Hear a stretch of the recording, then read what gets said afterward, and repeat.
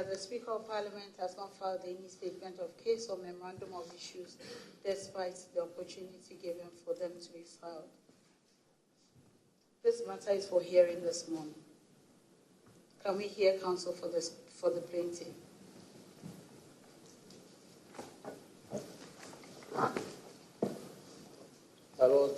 My Lord,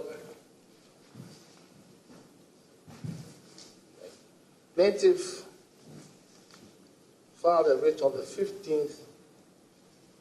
We've noted all that you filed. Okay. If you don't mind, okay. Spend fewer than 5 minutes, because we've noted the memorandum of issues, okay, and the matter set out. My Lord, I will just argue. I will simply argue that any rule of interpretation that is used to interpret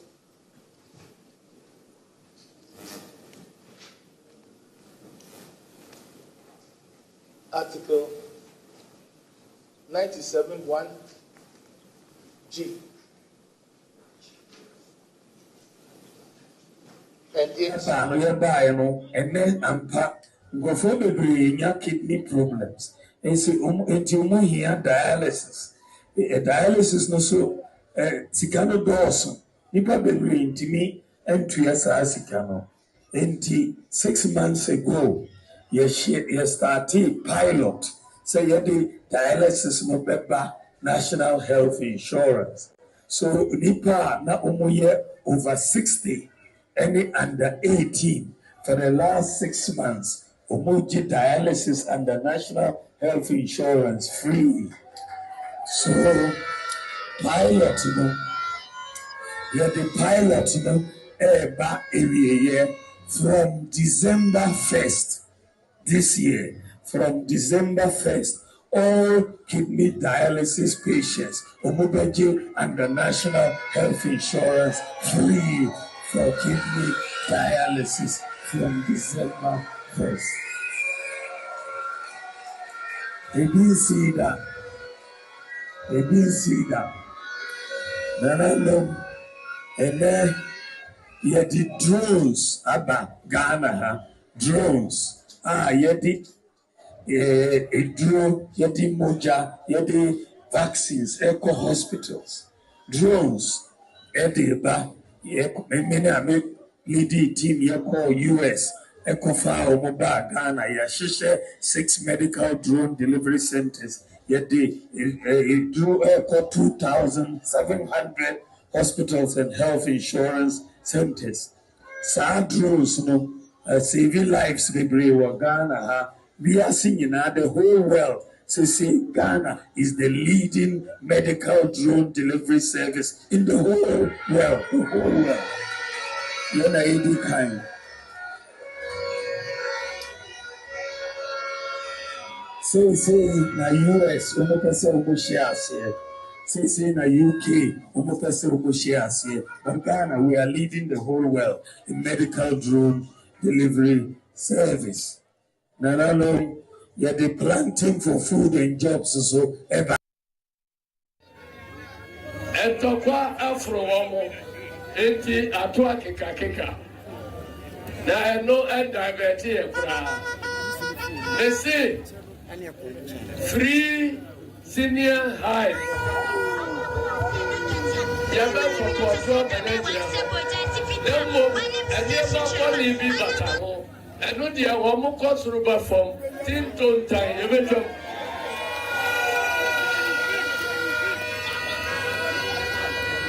Niama yebejo awufo nu nyina nim say sa niama no na e ha wo. Now the bibia ba na wa ojidi say enye campaign ti na de ba e o de ba awefo aga na fo o de bebo awofo a adenti no bi ka so ye nu yi a na okoko apai e ko ezu eza somehwe ewie nsɔhwɛ somehwe na ewie ye ne nsɔhwɛ eno na kufa Dubai mepamo acho mo nsɔmehwɛ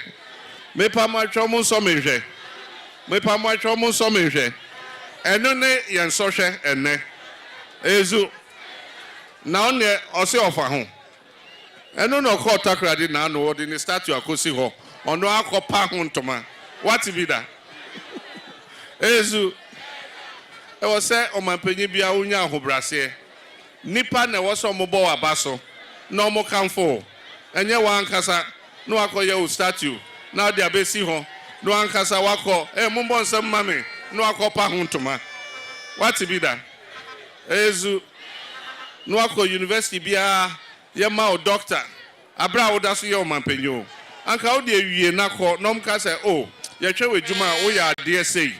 Enti ye pɛsɛ wo ba na ɛbɔ aba so na ma honorary doctorate.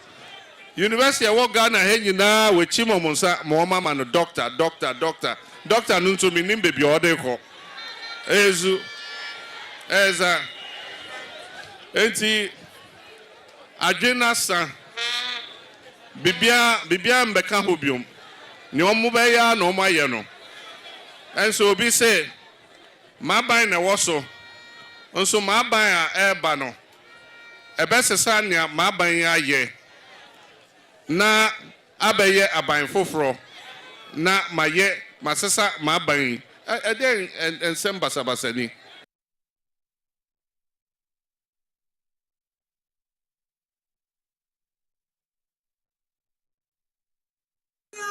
Gifty, Abalo, Indoma, Wayapi,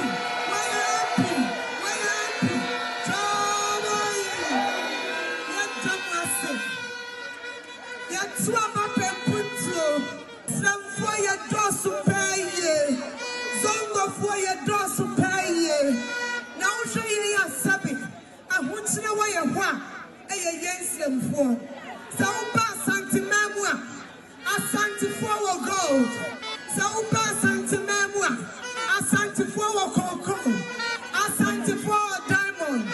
Me free sending in the me tisa sabu by a 2 God. Na me tisa yen the dog cocoa. Chobai. Na yan kuponi pabia. Wasu on it is possible. Say a fear biamu. Say a fear biamu. Gold, cocoa, diamond, ever pure rubber. Wouldn't be a you didn't cross secondary school. And then you didn't cross school. When you are one night need that. Send me young number crying. One night need that. Send my mama so fun swallow. One night need that. Send by you Quanta.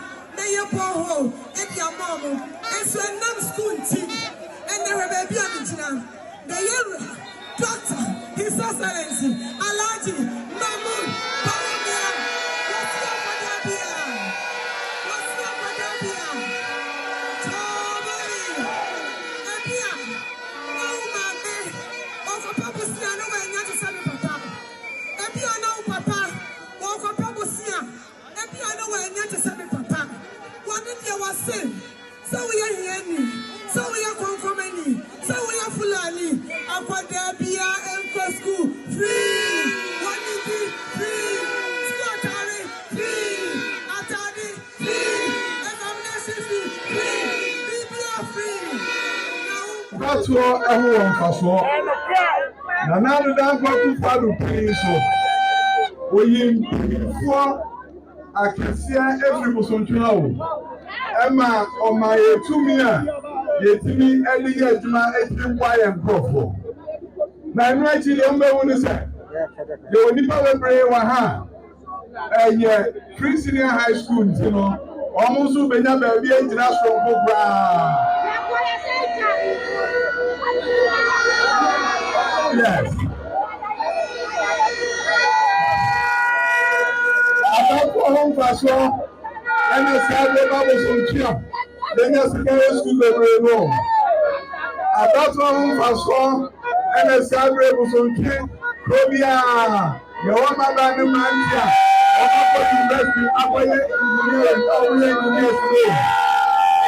going to I got home and fast one. And then another woman. A fire young in that said, Yabaya no Saturday, you are a man. About to a home for song, And it's sad that you got the because I've been in the 20 years. You have been like us over some Jones who fit this with Kessben. And that's what we was all do. Now say, I'm here, near man go for that. And I catch her and say, Nana don't go for the person. They won't put to be our Ghana. Catch on, sir. For some trivia, they won't put to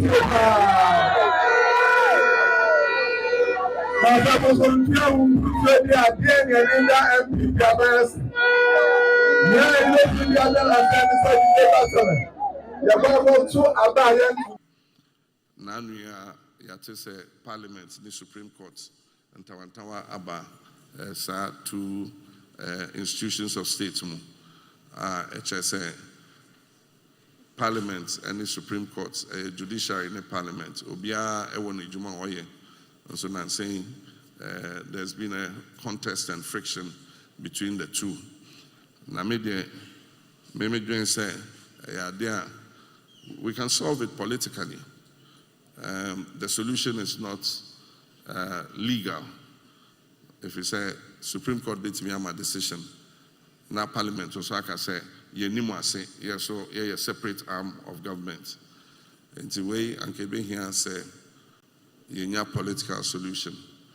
Na nina jina mpenyinfo ene omampenyisam media ma adwene sanka me omampenya me ma yakoyi case na fi Supreme Court no my friend minority my friend majority and our leaders of party na fe yenim one majority ni minority biom obi aso a majority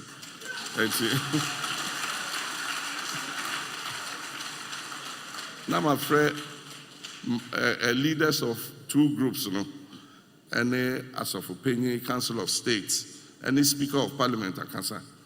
Me did say almost nasia, ombenya solution to a semi ekoso, and so. Oh, amemo de yebu edipedi paye de, enti se wo kotwa ba no apobia sebi ono the solutions beba ama wo problem bi a wo face.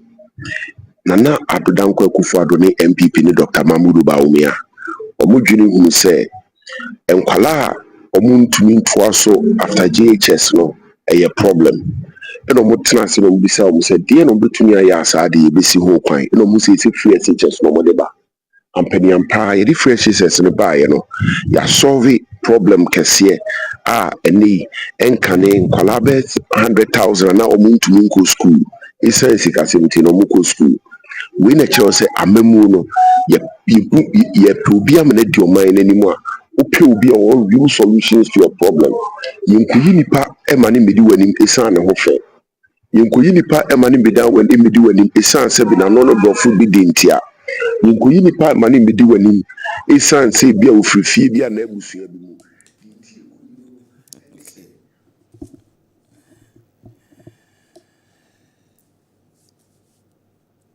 Another Thursday is here.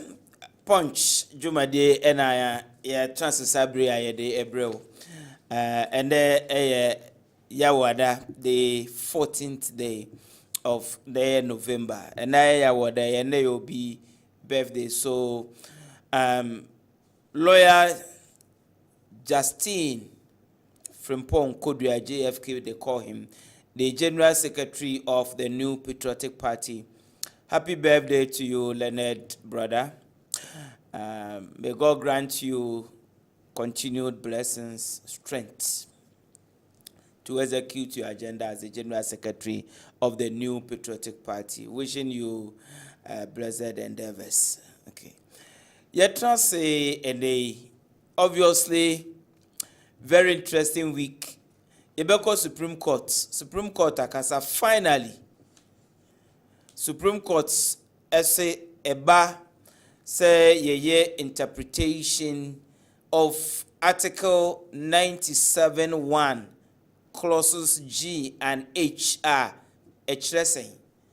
Na meno enim say sabre mejitum say what say embrano ndia Supreme Court ekwat na se a wo beka say we eneye embrano eno na ye embra. And this is a interpretation of Supreme Court for what's now say 5-2. What they ama Article 97 1 G and H. And no, and the correct position of the law as enshrined in the Constitution. And so then 5 and 2 dissenting a stress saying moving forward, and also Jesus and son saying ena etie and you bring our punch Jumadie so we'll look into that issue. Now, how many days left to go to December 7? Madam Saudi say aka and the Fiano Kakrabi because and 14th, which means aka half of the days leading to the end of the month. Now November about then you have 7 days. So you add 7 days to the number of days aka. You realize aka and that kakrebi na yekwakoto aba in Ghana. So the political temperature is rising. Political leaders are campaigning. Enti enyumbre yehwese political leadership and one supporters what are warrior campaigning woba won peso so ansem ben na woka edichre wo ujina simpie so ansem ben na woka de Ghana for say Ghana for enhye sansem na woka no so na yento aba emfa ema won maka de bia say democracy is a big deal. Voting say oko akosan line now do ko kromoti akoto aba ayobi is a big deal because it can change your life forever. It can make or mar your life forever. So it is a big deal. So bia ka chiro say abato enye big deal ana onte abato is a big deal. Abato na be chire taxes a obetua e wo Ghana. Abato na be chire school a oba ebeko system kra oba ebekom saying ena school sem ebeye the youth of Ghana the future of Ghana. Abato ena be determine say yeko yenim the youth what Ghana saying ena wona brabo how we going to shape their future. Ninyina is determined by aba wobeto.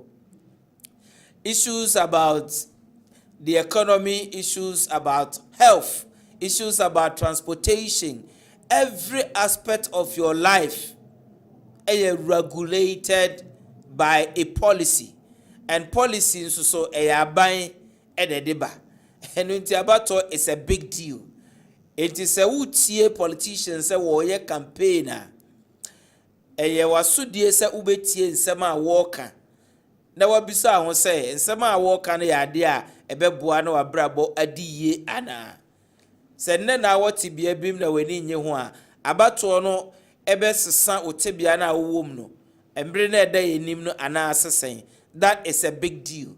So we'll look at a free and echo to drew a day yebeko akoto yaba ye say campaign political parties no any political leadership warrior no and some ben and a walker a day a train we'll look into that our punch Jumadie so our Kessben television and we are on Kessben we have Facebook Live. We are also live on YouTube. You can share your views, your opinions with that via our text line. Shortly, you see it on the screen. Just send me a text or a WhatsApp message. Let's have a conversation. On behalf of the producers, welcome you to another interesting edition of Punch Show Kessben Television. Mr. Patrick, ready, looking very fresh and you Patrick Kwame Etua is Ashanti Regional Director of Student Affairs for the National Democratic Congress. He is here. I hope soon we'll be joined by Honorable Thomas Owusu-Ansah, who is a Hafano Southeast DCE, who will be appearing for the New Patriotic Party. Okay, so and they are translating send everybody kind they are to and we are going to have interesting conversation. Now, Yanko Supreme Court, na Supreme Court call at Nasieno what they want verdict by what kind of say what reasoned judgment. Reason judgment no aba ene ma ben ene wo nsem ben ene wo ni susan so e wo e de maye no etisen. So 5-2, meaning 7 justices ene trans here. Emu 5 eno ko ben krom ene 2 e dissent here. When I would dissent here, and what was the basis for their dissenting opinion or their view? We'll look into that. So, oh, share screen is Leadership Justice Tokono, who is the Chief Justice of Republic of Ghana, who honorary president of the panel, and I will deliver the majority decision in respect of the issue I koto wonanim for interpretation of Article 97, 1G and then H. Okay, so straight up, I don't know if the voice is running or we can straight away. For Speaker of Parliament, we note also that the Speaker of Parliament has not filed any statement of case or memorandum of issues despite the opportunity given for them to be filed. This matter is for hearing this morning. Can we hear counsel for the plaintiff?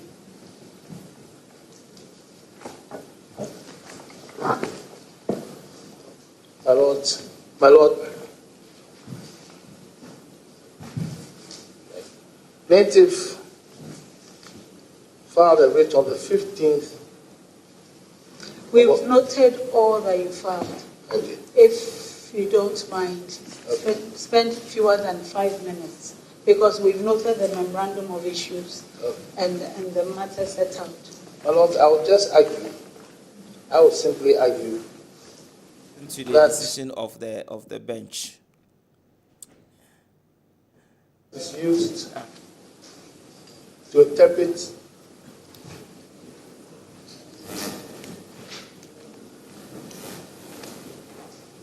Article 97(1)G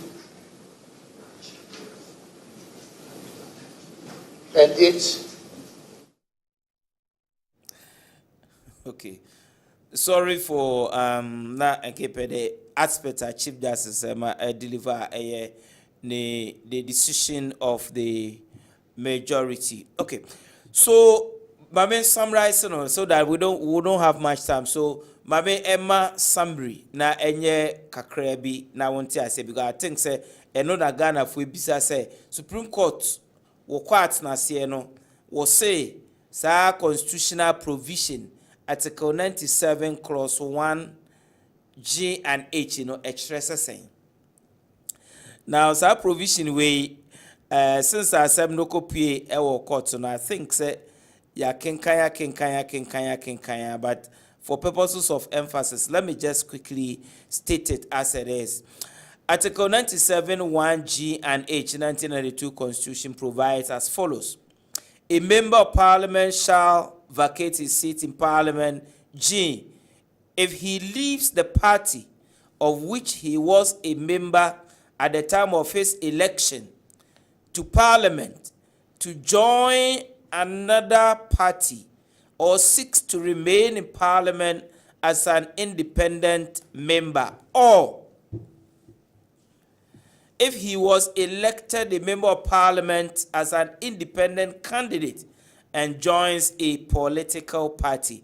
That is the provisional Article 97 clause 1G and H, a court of Supreme Court for interpretation.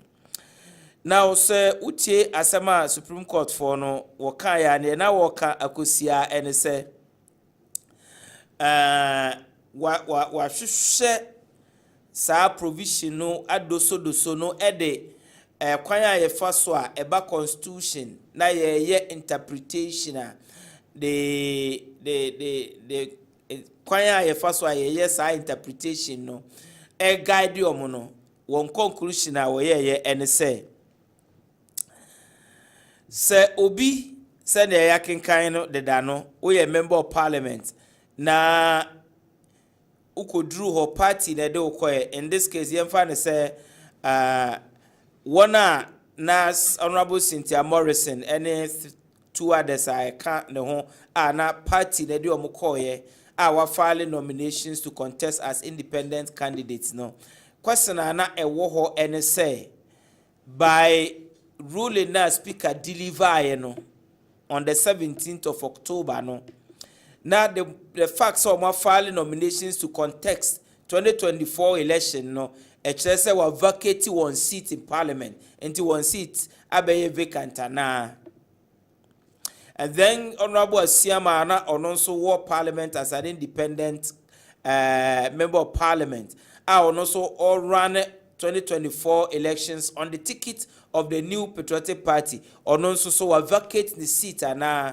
In terms of Article 97, Clause 1G and H. Speaker say yes. The interpretation, no. Now, the Supreme Court for say, so okay, kind ASR constitutional provision no. Interpretation a yebet media to so. And no sa interpretation no, and one hour year constitution no, one trim po. Any since I ban 1992 no a free sabre na be see ne any constitution na kasa other provisions say constitution no say can kind now can ni nyina boma de kira ne say obi te say Honorable Cynthia Morrison say oye na adwen say oko akogina 2024 election as an independent candidate. And say the seat our tesu se no abeye vacant senior speaker kan.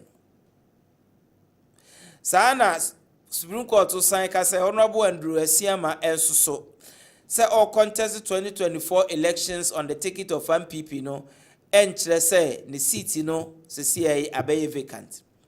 The Supreme Court for person or say what intention say or person was stand for the 2024 general election no a future.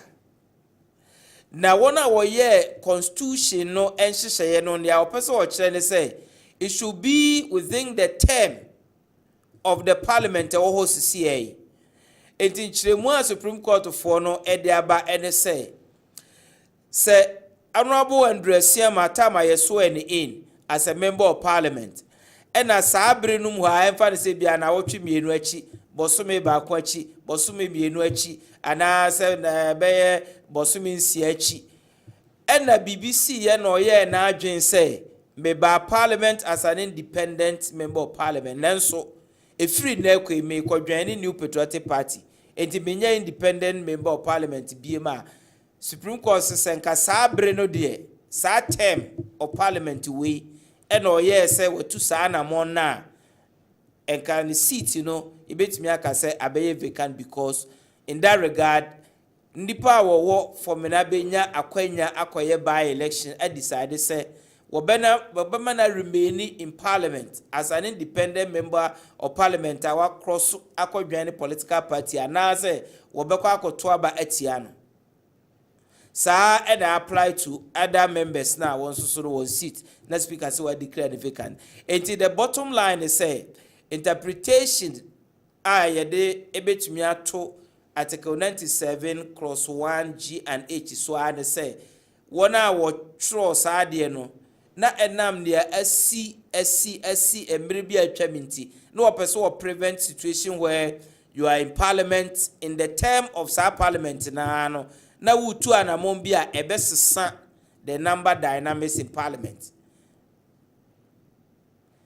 Edonti interpretation bia obi de beto so say we ya wa adwen say wo kwa stand in the future election wa vacate seat e wo current sa parliament we no that interpretation will not be in accord or with the intent of 1992 constitution. I hope say in a very simplistic manner no sir and our interpret Article 97 Clause 1G and H. It based on that interpretation Supreme Court to say Honorable Andrew Asiama still member of parliament for the good people of Formina constituency. Sa na Cynthia Morrison sa ena na wo Suhum sa enso so na NDC ni na oko ewo amanfi central. Won nyina no we members of parliament. Sa term way they are still members of parliament. Until their seat has not become vacant. They are still members of parliament. And to speak a declaration now, no, and ne embrano bobra, and tigina wa enye ye. I think say we are the simplest interpretation what the Maya bet me at the amount. Ye call on ma, then we'll bring all the other and the mabat. Me chim tiawa amawati say NHF. And Supreme Court Justice me nu our dissent ye our ni num na anko benkrum no. One day no was based on jurisdiction. One caught into the merits of the interpretation of Article 97 1G. One day no jurisdiction. Jurisdiction no near now person trying say was say Constitution that provide Article 99 clause 1A say a high court on kwane war exclusive jurisdiction for the enforcement of fundamental human rights in respect of whether or not a member of parliament is validly elected as a member of parliament or a seat has become vacant in parliament. And the one they want to see and say, to the extent say, Sasemuya, Afenyo Markin, Alex, Honorable Dekodom, Supreme Court, na efa declaration of vacant seat in parliament, hono there. One wants to see and say, na enka high court, and I was say, or there assembly court, and not Supreme Court. And until one day, why do you want say Supreme Court any jurisdiction say, now we entertain sa action numpo, na campus wa share the merit say, interpretation being I was here the to sa constitutional provision no, was say Supreme Court any jurisdiction, then was a high court and assembly court. And because of that, and I will dissent here, until they will not go into the merit of the assembly ebeto and full stop, case closed. And in summary, say in the Supreme Court assembly, and assembly say anete was say speaker ruling now or my that day on the 17th of October no, and really constitution no ebabra and jinawa enye.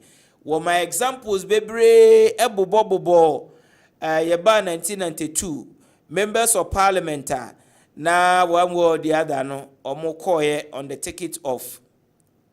Other say political party, I will call independent, and I say independent, or call on the ticket of political party. Well, my examples, Self-Form Republic, Honorable Gladys, and Suwa, Kentampo, yes or no, he sought re-election in 1996. On the ticket of the NDC, even though of parliament as an independent candidate, almost BBI ANC. Honorable Dr. William Akoto, also served as MPP MP for New Abrim between 2001 and 2004. He retained his seat running as an independent candidate in the year 2004 general elections. Was BBI ANC. Sana Honorable Joseph Osewusu, also called independent for Bekwai constituency between 2009 and 2012. Later contested 2012 on the ticket of MPP and also so BBI and C1 vacating on seats. Saan Waka Honorable Yaofori Kragu on also so Okoye as independent member for Bosome Freho contested on the ticket of MPP and then lost the primaries on also so one vacating seat. Honorable Seta J. Bar 2008 NPP MP for Eye Nkoko, they call him Shaba. He did not vacate his seat while running as an independent in 2012 elections. And I was my example of Honorable Tay Nyeno, NDC MP for Lower Manya Krobo, 2008. He also did not vacate his seat, even though he contested as an independent candidate in the 2012 election. In the Supreme Court for no person watch and say Obi yetu abama na oko parliamentar. From there you be sworn in to the end of the term of that parliament, you know. Se wan crossu capital and join political party. And I say when declare say one of the onye party ticket na original BM na ono no wa free party no na say or independent was our term num dia na sa term num or na adwen say or contest future election as either a member of parliament or joining a political party for that matter and affecting the seats out is here in parliament because nipa wo constituency or to abama no once san one allegiance with such people, and that is the interpretation of Supreme Court for what they are. So, and that is why it is Supreme Court for Kasasea a final. Or Article 11 of the Constitution, you can laws of Ghana, including judicial decisions from the Supreme Court. And you know, Supreme Court for Kasa Wakasai. Interpretation of what their master constitutional provision way. That is the correct position of the law of Republic of Ghana. Until Obibio or Ghana is bound by side decision as Supreme Court for Amai. Full stop. My dream say what you say. Etia. What to Wambuko speaker interpretation or any implications say what for the Ghana constitution, any politics, any I don't have time. We cannot go into that. But it is so clear. Say Supreme Court akasa case closed. Full stop. I say no. Abaye. The verdict is declared. You may disagree. That is democracy. You may, but they have exercised. I am happy say. If I kind of decision now, you will learn a lot. It's good that they took their time. They gave a lot of education. One to bank and kind. Na ofanitra now they form opinion. That is no problem. But I will urge everybody to take the time from first page, read out to the last concluding part. Go and also read the dissenting opinion. That is how we learn, and you get to appreciate the depth of knowledge at both sides, both majority and minority.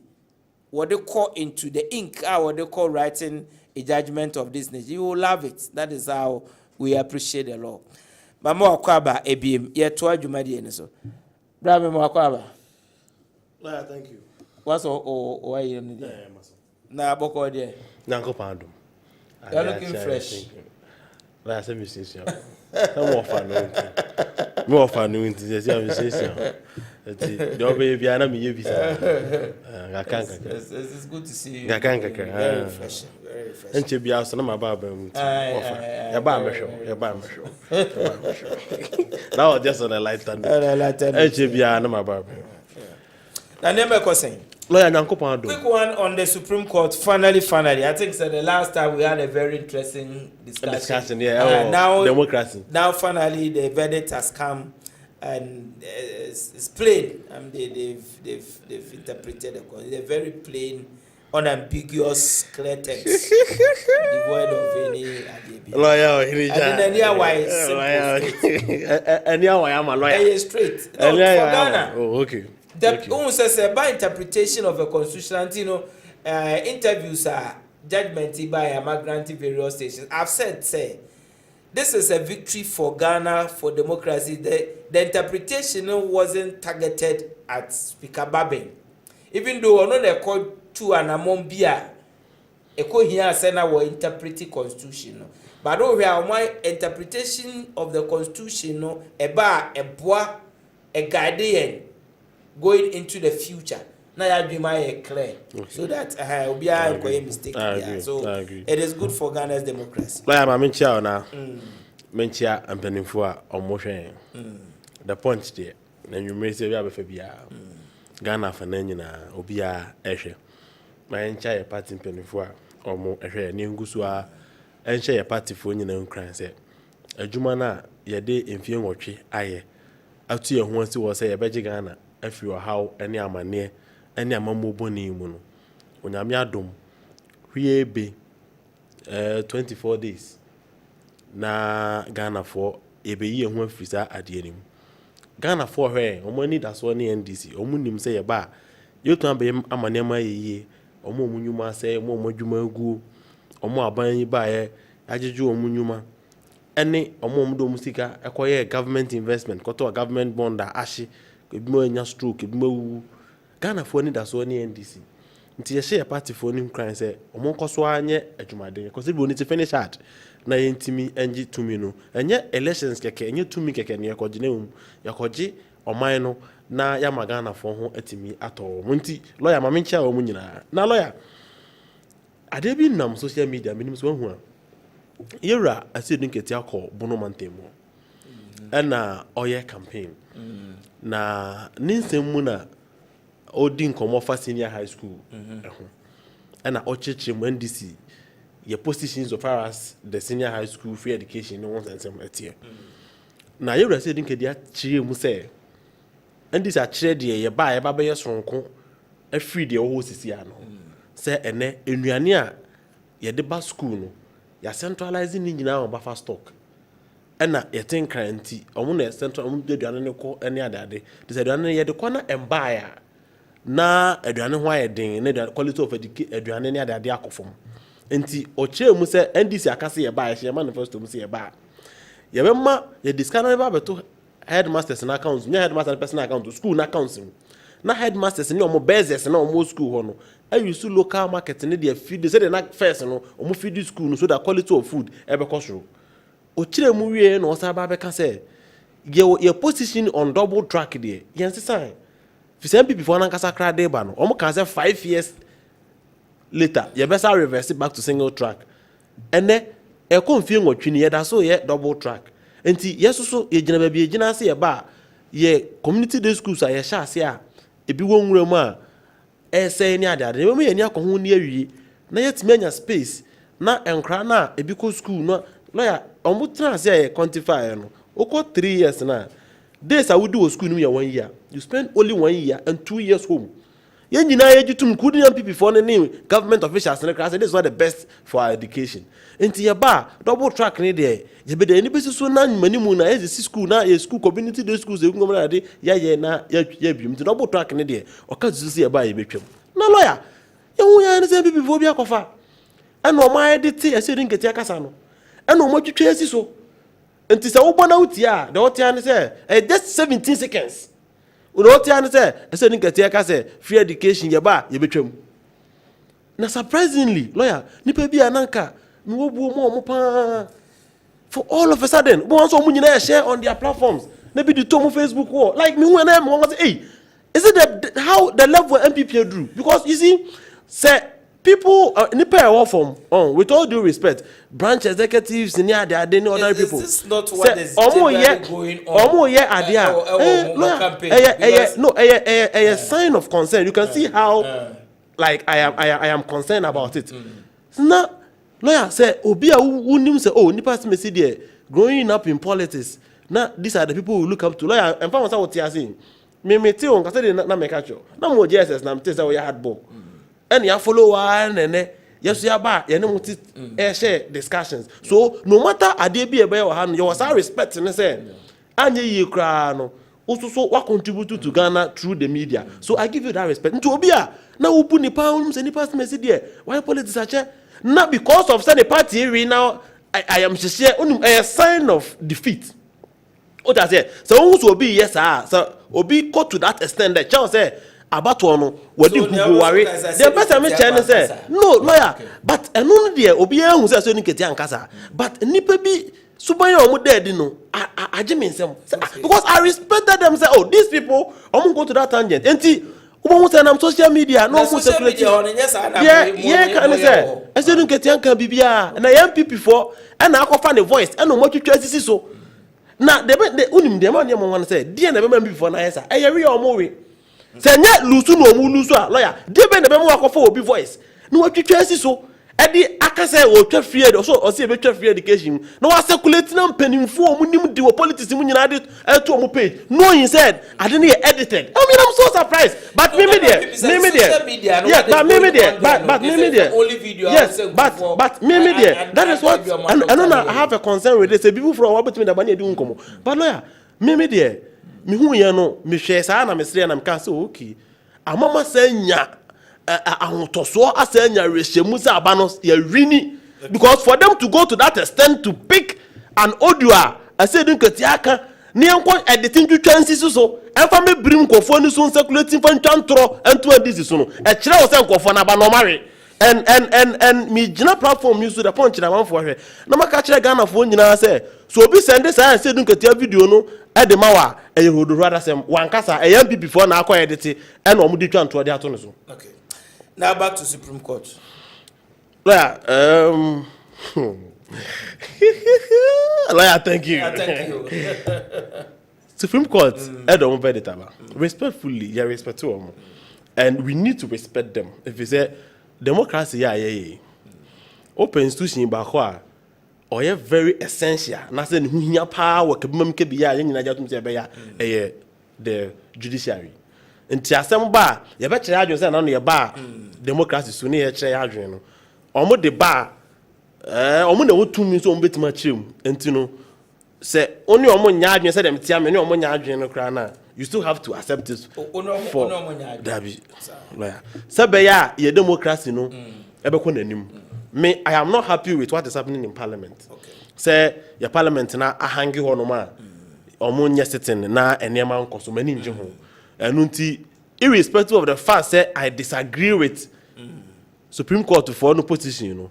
I respectfully accept it. Say, omuna omu was 2 minutes or more bet me. I said, now and some omu can any be me no omu nyadwen. And now some say me no omu nyadwen. And they say, lawyer, to see how you organ. Unim say you omra say first deputy, any second deputy, omu nko party bako. But you say them can what I say. Enti yewura siama na wo boni din no a wo ye formina MP no or ye independent candidate and na yewura independent member of parliament and na yewura Joseph Osewusu Joe Wise and so ye MP for Bekwai. Yes, enti tama ye yi Joe MP for yi Joe Wise no and na pause ni nyina agi tu mu say ye ntimi say anya MP ni bium and independent ba ko pa o we yemu no ye nsina mu nyama ne second deputy nyesa enti na ya papa yi Abeka MPP for him. Now, that is what we don't make. We see that is where Supreme Court interpretation actually say. We can say any Wabeka MPP for one by what physical activity in Parliament. Okay, physical activity in Parliament, and they say now call Bekwai for mena constituency. Now for electoral commission notice of poor. Papa no Ojina MPP dim. Precisely. So it means that we're changing the position from an independent to MPP. But in Parliament, see a walking. Because Supreme Court to say, you elected member of Parliament, now you swear the inner. The term no, the tenure no, from a certain day to a certain day. And yes, sir. So you swear in as a member. You have a duration for your term. Precisely. And your term. Say a term. A term. It's within that term no. And among Ben as a change the position as an independent member of Parliament. What call joining different political party? And you know na promo for any two abamano. No, but I so much worry. Lawyer. No, physically, Parliament na apart from electoral apart from electoral commission notice of poll, which is in future election. And they are your host CA Parliament no. And there na more na CM two of Parliament. I bet me aka say we're free, independent. According to the MPP, our Parliament say. The term na ye to abama na asi ni what has he done? That is question I say yebo na onim say why training astrotef so eti ye de bo ne beto ensensan so anu atama ko gina astrotef no so na wase mo na ne mo no hasin enkomo na ye di no yewura asiama ye kana asem onye MP only in parliament or ye MP with the constituency and parliament. And na nipa bi nya ni mugidie to obama no based on me ti hey. Me fact man will be just out. What I say? Minim say some person me di MP o mi kuro ma ayadwuma kese pa because MPP stronghold. Lo I said them what I say. Na say me ko gina MP. Na omunya me mugidie to obama me. Na ade a chena me say me ebia me ko independent. Na ade a chena me ko na me se ma ko join ni NPP a. Is it not betrayal for Nipa no Onya Gide Omuto Omam as independent candidate? Now, my mom for many figures. My mom for many figures. Ebe confirm the American. Oh, like I said, can you yeah, me no do go. What's now can Supreme Court for no ya again 100%. What's me ya working? Say, I'm not boy Dresiama, ye to Abama no kodru parliament. And in our tribune also a court journey MPP. So to sana mona Supreme Court to say so to sana mono power violate article 97 into the seat, you know, everybody behave vacant. And to say a cat 3 months there, I know the Supreme Court will can say and not only say future election will be contested or more can say Senipano parliament not all decided to send our can see Amadi because a physical activity. Say we be sorry no cross capital. Parliament will win how you cross carpet. Say on minority side. Now say we cross carpet here. You move physically from here and you go to the other side. Is that not the case? And that's not it. But before you do that, before you move NDC. Therefore, it will be NDC. No say we free NDC. We are bringing to Abamano on the ticket of NDC. Our parliament.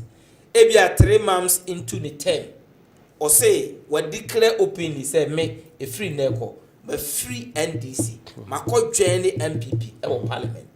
Supreme Court is say, O two Sahana Mona, Article 97 cross 1G and H mention because yet to Abama as NDC member. Physically, and so Soya, the okay, and so Soya, a war, say. Nipa no so ye independent. Now free ni independent status. Now call join ni NPP jina NPP din mu no. And they are okay difference be no. And a future election. Future election ni dey. Say Esiama. Esiama.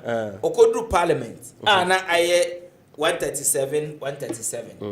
Ena omo pe MPP for EP majority.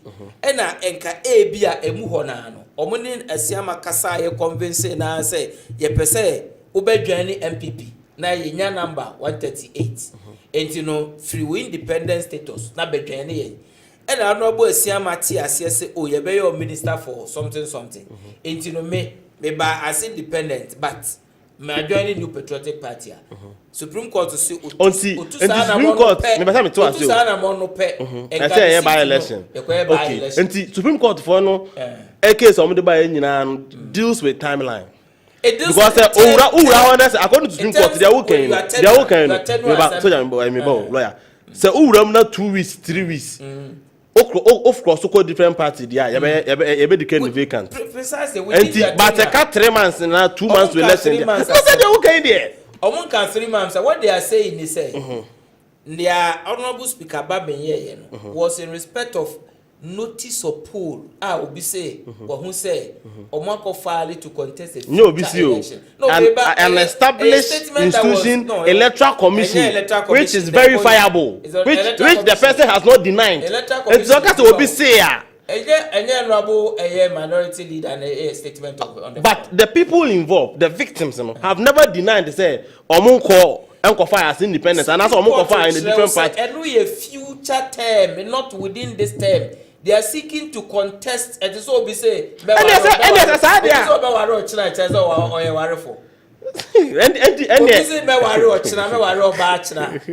next year January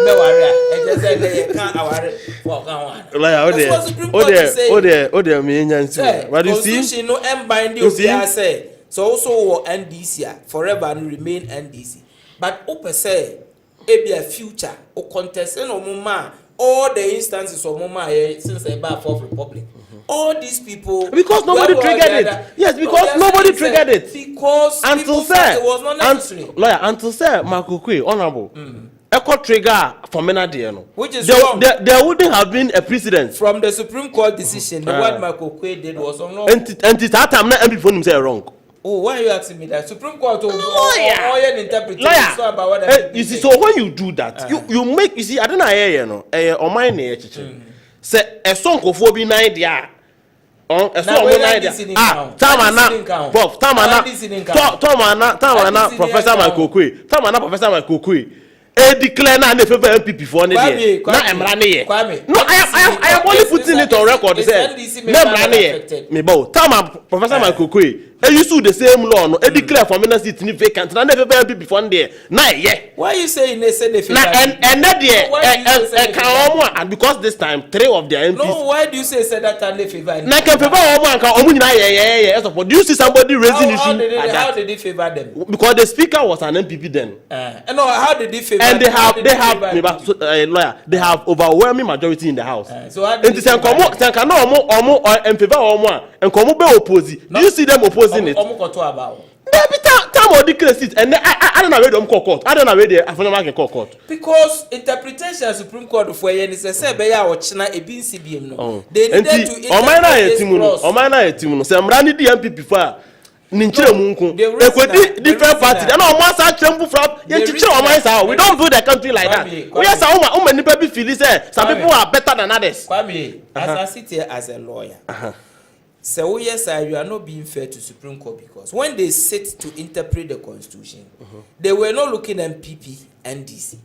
They have a duty to interpret a constitutional provision. And on much them say constitutional provision interpretation Speaker Makokwe de Toso.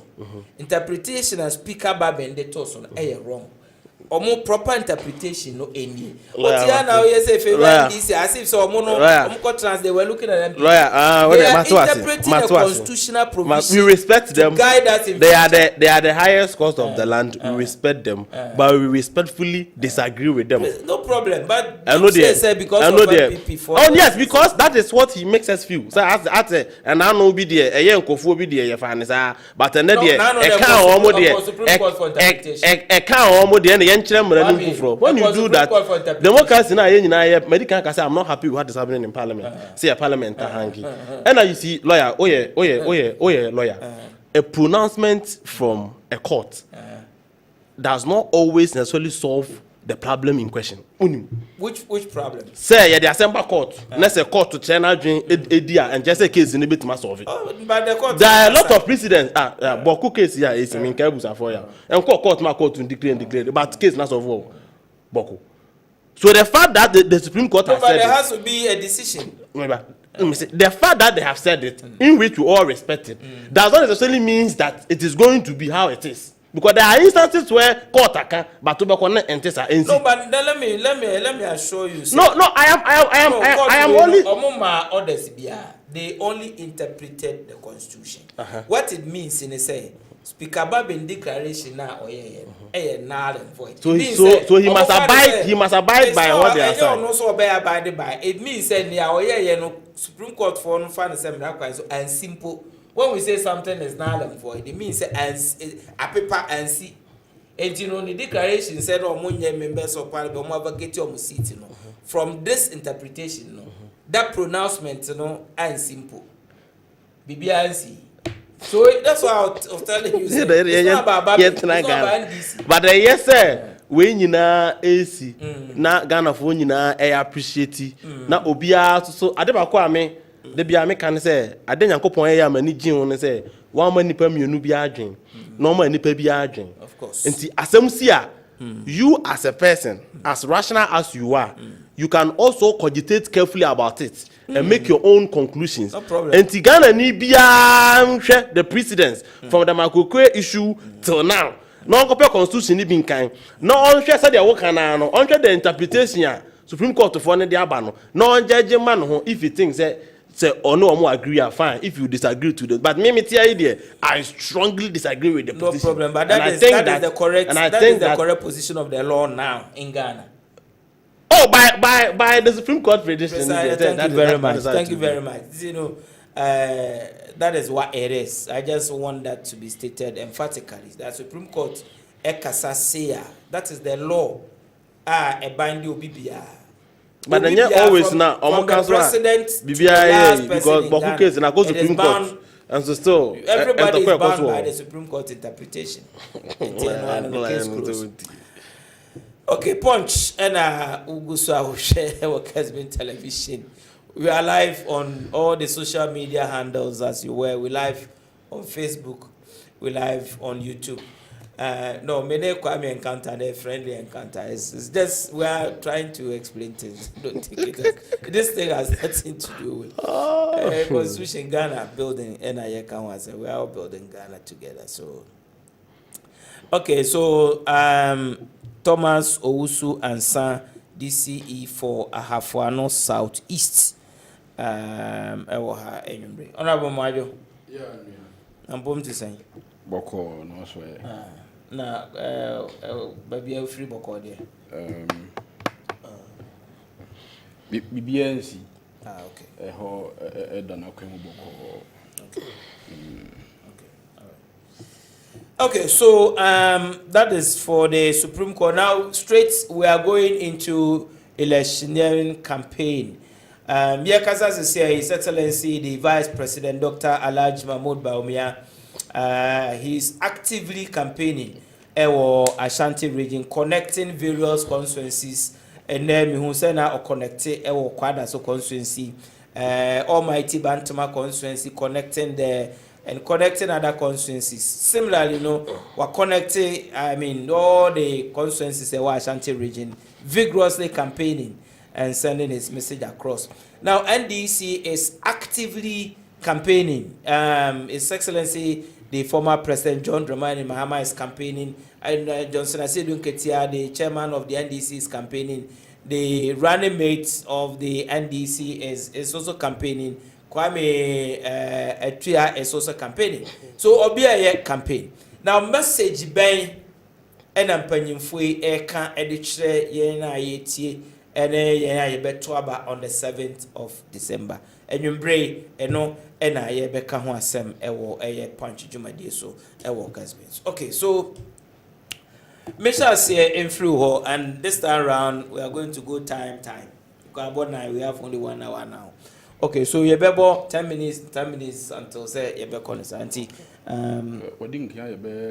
Because you came late. No, social discussion. Over late, that is no. We're even doing social discussion. And it was social discourse. We're doing social discourse. No, listen. So now we're educating. Now me bisa question. Now he was supposed to be here. Catching powers. And a traffic chain we do have nice. Now you call a Misha say through 10 minutes. Let's look at Ashanti region, because Ashanti region is crucial to this 2024 general election. Now, His Excellency the Vice President, who is the flag bearer of the MPP, is campaigning vigorously in Ashanti region. Message ben pa, punchy message ben pa na His Excellency the Vice sending him penny for Eton Ashanti region. Yo penny me da wase na ba che me nua odi nkan wa hanu. Mama chief wo aso ate se omomfa nche me enye bo apayo ifiri adwuma mu office na eba na opo free office wa se o san akoye house to house kakra on se bebi edru no enye agudie te se yakone akoye house to house ne ehon ne ma nti eno an edidi mu ama yentumi amedru hanu mu ntem but atifo mfa nche ye wasi ye biye be ye dia se ka biye be ka ansa na ye free asopa ho ncha semti na pese penny 40 was am so ade kasa tenten kakra bi abeka biya no ebeko lawyer be bosome miensanie ena ehwehwemu bi betu odwa se NPP amanyuku no ene Dr. Bawumia oba Ghana ha nyina omo ho ya akono party na ya akono ama Dr. Bawumia ho ya akono dodo enti na kyerese sabo sme miensa no de January no eka ho ani December eka ho na kyerese aka ba bosumi num na Dr. Bawumia ya sworn in se president e won kran ama binum crash ase ko buki hotel e twen se be do because se duru ha wunya ba bi na ye be kwa kodi be na wotwen so ho ansa na dana so ti binum ko ye ko buki hotel ni ade krofu ku bi te sa ade na no mo hyase se ene se party ni ho ya akono dodo de ya ene de ene be ye ama akono ye no aba fom ene saa na tie dia ye ni natem so ni mudi natem wa ankosi hwe so mo de koi ekone na mu a ekoye public media agenda bi public ni so mo kekan bia afi mu se na se papa ikura wonye hwe ne ho da so akono ene mu gyaye no mo de free ho no mo se ene saa na tie dia ene yemfa nkonkofa de mo de ben mo yi atuom ho so mo de demonstration ahodo mo wo hai wo ma no ma be demonstration agisika wo hai ma no be demonstration agisika e ma yenya nipa bebrebe nkrofo bi ko hai wo mo so mo demonstration mo ye ya mo twom dua ye adu abi no ho se na nipa ye demonstration kura mo na iguso ye demonstration afina no kura esan ya kono kese itidie na mo ma ye na so mo gyaye saa ene mo bien fa galamsa asem nkota kitake no ene edi susu mu o mo de yere mu afidie na bonsi we free ha na o mo ye ya enye yi afi no makwa akwa han adwumayefo organize laborfo mu nyina mo mrai mu mesom na yan kekere o man no ne yankobɔ no wo fi yi ase kekere o man na kekere mo ye du fi yi aso mo se na ade a ye kura ni hwɛ hefa emfa so bɛn na wode ye yi so ene binom se we de hu hia sɛ na mo hwehwɛ mu no empanimfo no mo bɔ mu mo kekere na akɔtɔn omo nkora na edi akire no kura gisika di nti omo hu ye no mo se da bi we die ye ma mo fa sa de we ye yi sa papa na mo se ye nkonko ka ho we kura nkire no onye boni bia nti ye mfa we nkonko gu nanim ase omo so sanye eduru on na se mo nya ba bia amfa na mo frefre wo mo nkrofo wo mo parliamentary se mo mra na amanyoku no ho aya akono dodo nyame pa eye bosome October yi agenda 111 wo mo yesi yetu o mo ka contractors no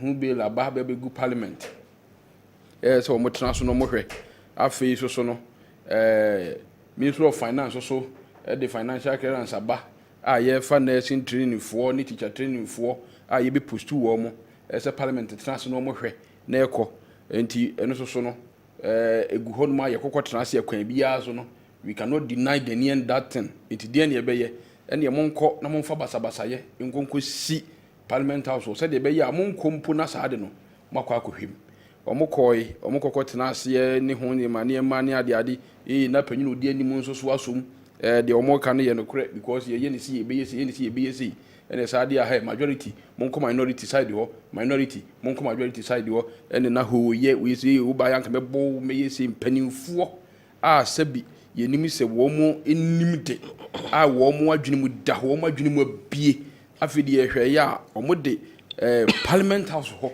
na adane 6 match park na wo mo match wo parliament house ho no we eye maimofo adwuma we eye ade a ekire se empanimfo bi anase enkrofo bi ato aba ama nkrofo bi akotena baabi a omudi agro omateki wo for granted we ema ye hunu se empanimfo bi anase nkrofo bi akoba bi a anka omun deserve so omo bekọ ho efri se wo community anase constituency ya to abama wo muni pesakura no awde ko fie ho no enye less than 15,000 and your doctors for bebrebe wo constituency ni mu na mo to abama wo lawyers for bebrebe be wo ho lecturers for bebrebe be wo ho anim difo bebrebe be wo constituency ni mu na wo mo to abama wo se kone ko represent yen wo fie ho no mo ukoya de akwa yesi match na wo ye we na ye hwe na ye hunu enti wo nyina hunu o mo tifie nyina hunu de mo ye o mo hunu se ni se ye ba bi mu aden ye be ye betu aba etia wo efri se ni ye soma wo se kokoye no ye sisi match na de koye o mo ye we nyina wie ye no wo hu se de ye di nkan ekan no ansa na ye bewu akora nyansafo ne ye di nkan wo panyin kwase adada sabi enti eba saa na no akoda nyansafo edwane de na asem kokoto a empanimfo anidifo a ɔmo wɔ kurom hanom sɛ monyɛ na mohwehwɛ mu na monka bi ma yɛn mpanimfoɔ agye ɔmo hwehwɛ mu ɔmo kan bi ɔmo hunu sɛ neɛ akoda nyansafoɔ no de baayɛ no ɛdi mu na yɛ nokorɛ soso nti saa de teɛ deɛ a ɛne yɛ monkɔ na monkɔ yɛ sei ɔmo asi gyinaeɛ biribiara to atwa nti yɛhwɛ anim sɛ bills egu hɔ nom ne nneɛma egu hɔ yɛ sɛ business a ɔyɛ sɛ ɔmo yɛ no within next 2 weeks no ɛyɛ sɛ ɔmo yɛ wie sɛneɛ wɔn ma try bia sɛ aban no ho yɛ akɔnɔ dodo nti wɔn bɛsi kwan no that is their problem but seesei ne deɛ woyɛ dan a ɛho ayɛ akɔnɔ awie sɛ wohwɛ asanteman mu sɛneɛ Dr. Bawumia ɛbaayɛ sɛdeɛ asanteman deɛ everywhere is deep blue as you can see everywhere in Ashanti region is a very deep blue asanteman mu hanom no sɛneɛ yɛsi agye Dr. Bawumia atumu no ɛnya ade ketewa na no ɔkɔ ofori krom yɛnyina di akyiri yehu kwada so kɔkɔhwɛ adeɛ atwema kwa nwoma kɔkɔhwɛ adeɛ atwema kɔfori dua kɔkɔhwɛ adeɛ kyɛ sɛ wonya baabi mpo na wode na yɛ den asi every indications bi a wɔ system ni mu biara no ɛkyerɛ sɛ nneɛma pa adwuma pa Dr. Bawumia na Nado Dankwa Akufo-Addo ɛyɛɛyɛ no ani ada hɔ kɛrɛ Ghanafoɔ ahunu ɔmo baayɛ at least sabi wa obehunu sɛ ɛna me ne wo kasa yi we have more than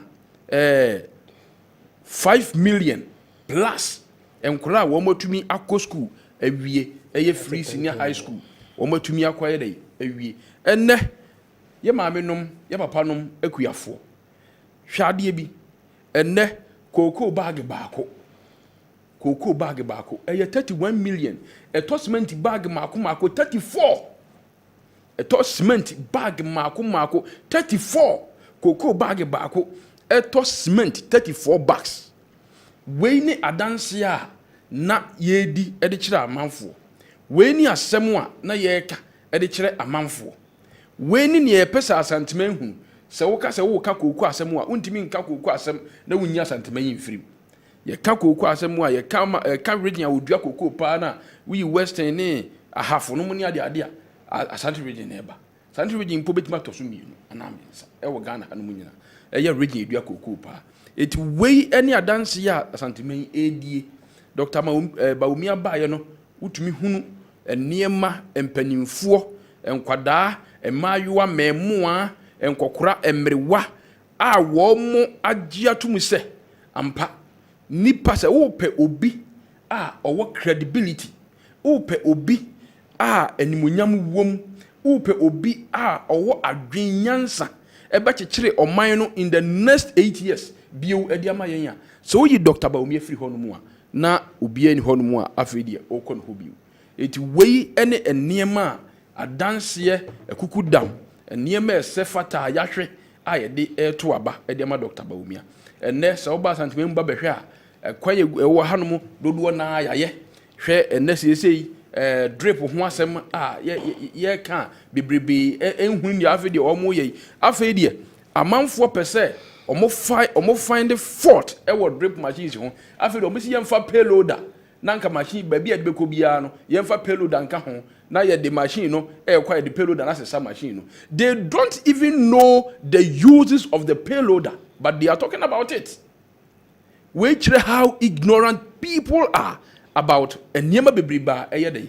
ekoso wo manimu but omayo madwen say they are fault finders wo ye kwan bia so epe bibi aka e de afa machine ho drip machines wonya hwenka afedi nka se ba bia de gueko bia no ye de payloader ka ho na awia payloader na fa awiabo no e de akoba bia de kwakọ adwuma just look at this is the people wo mo say yento aba emfama wo mo enkrofo a wo mu nim ne ekoso wo mai we mu baabia enehwe health insurance ho asema da bia yeka sesei agira ne naso eye adwuma bibia de na kwempepepepe wei ene niema ye de agu akwan mu a Ghana fo ehunu enehwe Ghana card everywhere that you go Ghana card is there and it is working perfectly. Thank you very much. Niema Ghana card abeboa fraud any ghost names ni ade wo ho no a abeyi free system ni mu amana tumi akona nim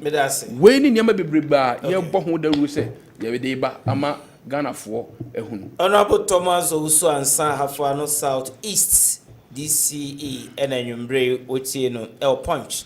Osanshano L Punch on Kessben television. We are also live on all social media handles. Send us a text or a WhatsApp message. And can kind of we say Afanenya ente. Patrick Kwame Etia, representing the NDC. 10 minutes, Yanko. Lawyer, Medasi. Lawyer, my friend free cocoa dear na owie na. Lawyer, NDC time.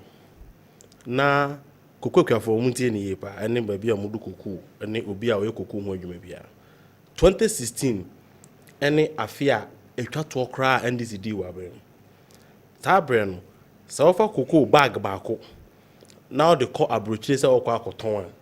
Na eye 719 Ghana cedis. Mrs. Subiu 719 Ghana cedis.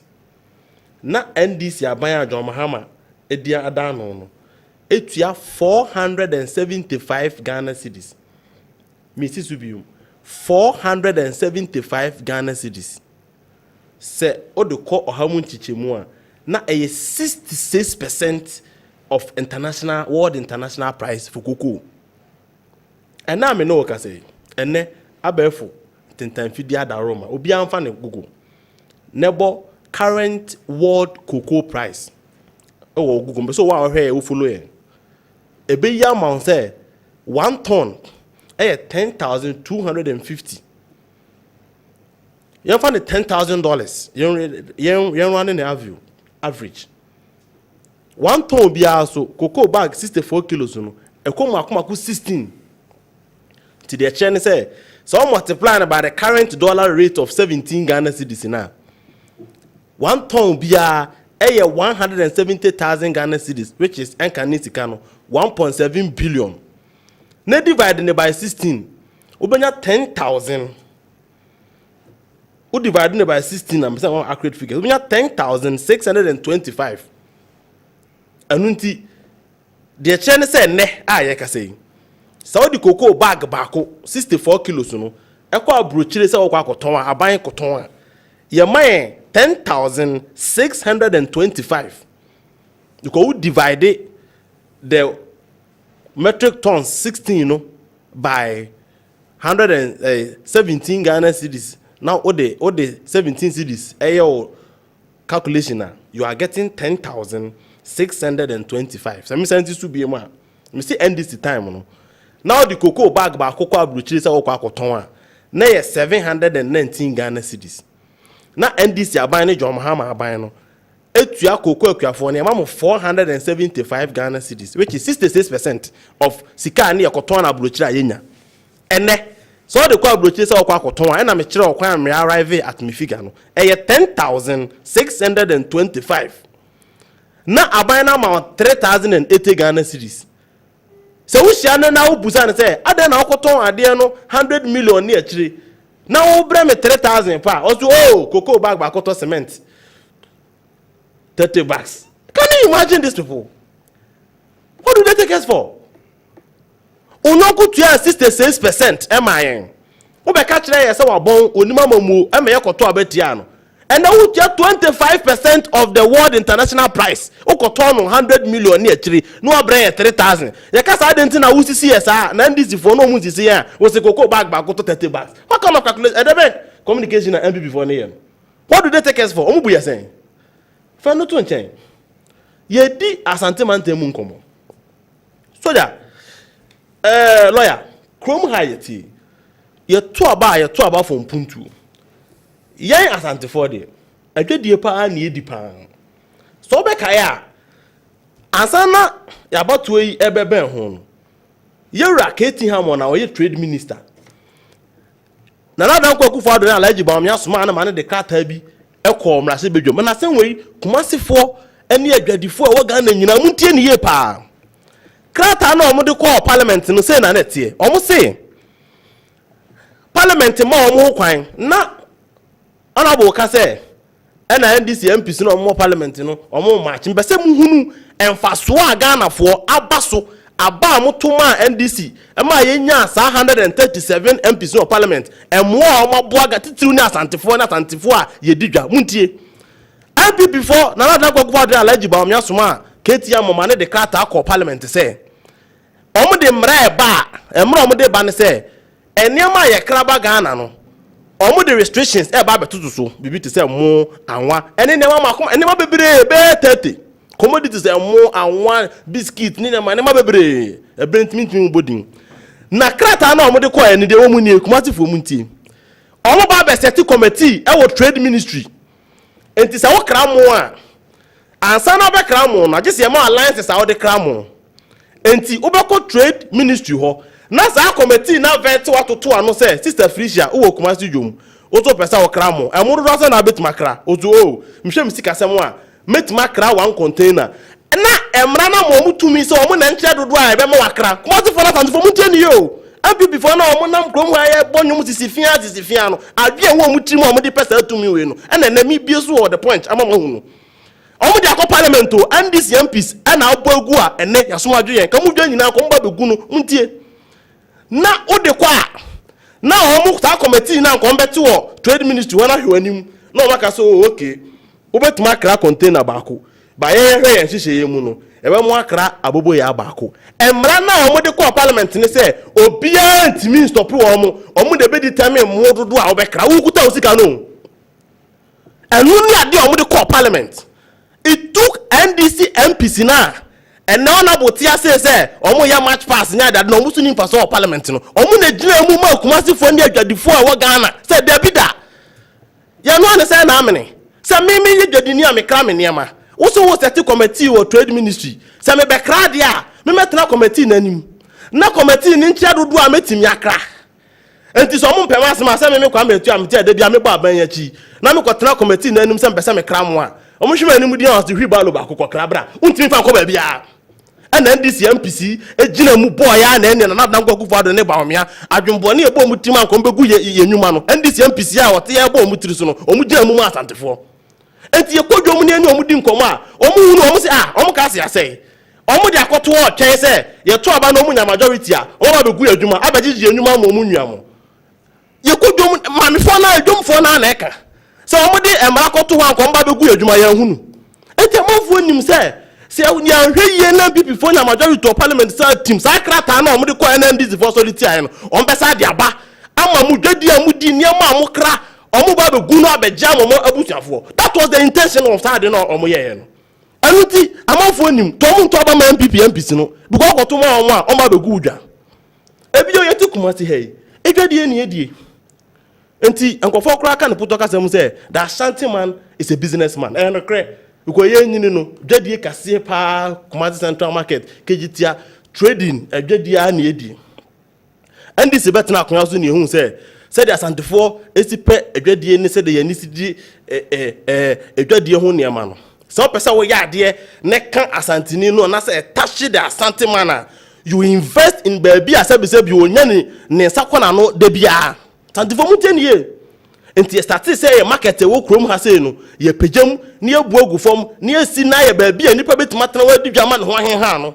enti atonsu market ye ro kojobo nsu time ene John Muhammad Aroma ye bugu fom ene esi ne foforo Asonase market ye bugu fom ene esi ne foforo Tafo market ye bugu fom esi ne foforo ni nyina mo ade market o Abuakwa market ye bugu esi ne foforo Nkaria market sa de na ne ye ni nyina no na ye invest in baby Asantini no odi ni dwa sa oboana na se ne dwadie ne ho hanha ekoso a obetuma tua ne school fees obetuma hwe ne ma ne ho behenha no obecha tale papa.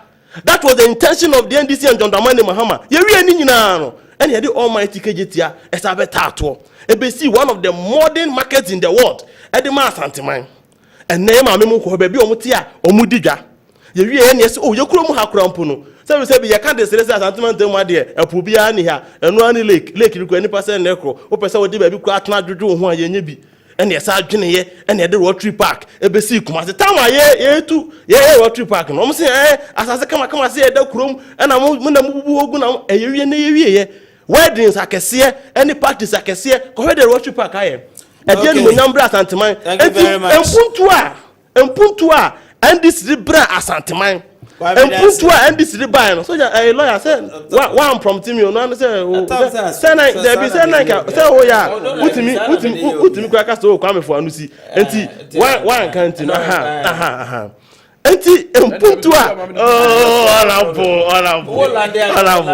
empuntu a yɛde brɛ asanteman no saa mpuntu na ne anim di ho nkɔmɔ sɛ munya gidie wɔ yɛ mu sɛ de ɛba mo nase a mo ne yɛ kasa no na mo to aba man a tama yɛ sisi saa dwa na mo nam krom asɛ mewie na mo nam krom asɛ ɛyɛ BOT den ɔmbɛtena so mfie nwɔtwe nnɛ biso ɔmo sɛ market dodoɔ sɛ na ne siɛfo a dodoɔ sɛ ne ɔmo nti NDC deɛ empuntuo paa sɛ ama asanteman mu deɛ NDC we are also live on all social media handles campaigning for votes, especially in Ashanti region.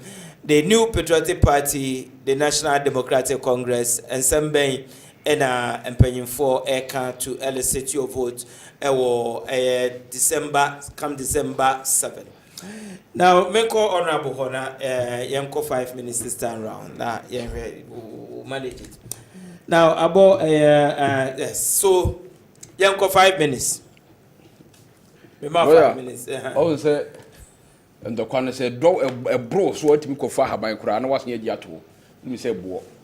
Oh, say, "Oh man, one minute I could not cross and go on fan and Onisino." Was handy a kind of one, some now what catch him repeating, and where you was a yes, here. A grono say, a yet there now it drew me be necessary. A bro, so I yes, had a bar, but me the channel in Tinery.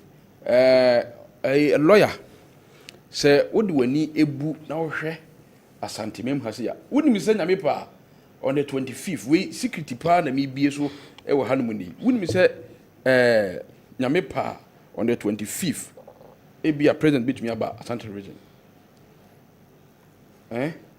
Or Barber Commission hospitals, Marco, and song 25th of this month.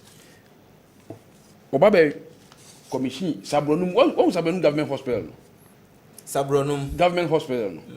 Yes, we more picture nanka di go adi so. E wo hasa me afọ wodi ama osisi yi a.